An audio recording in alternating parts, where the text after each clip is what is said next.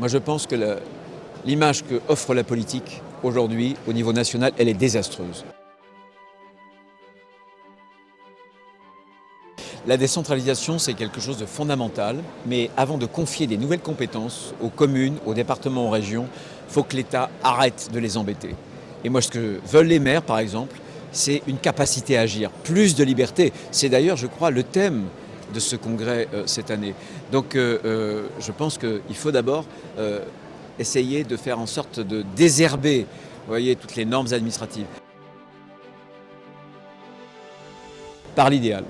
Moi, je pense que l'image que offre la politique aujourd'hui, au niveau national, elle est désastreuse. La politique, ce sont des convictions, et quand on voit un gouvernement qui est à la solde des socialistes, en fait, ça dégoûte et ça désespère beaucoup de nos jeunes. Ils ont besoin d'un idéal.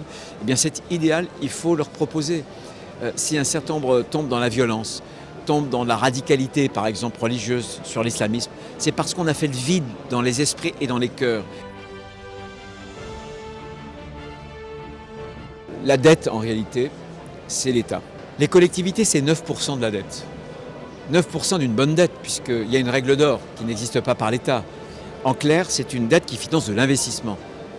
Elle ne finance pas, par exemple, les retraites des fonctionnaires. Elle ne finance pas les salaires des fonctionnaires.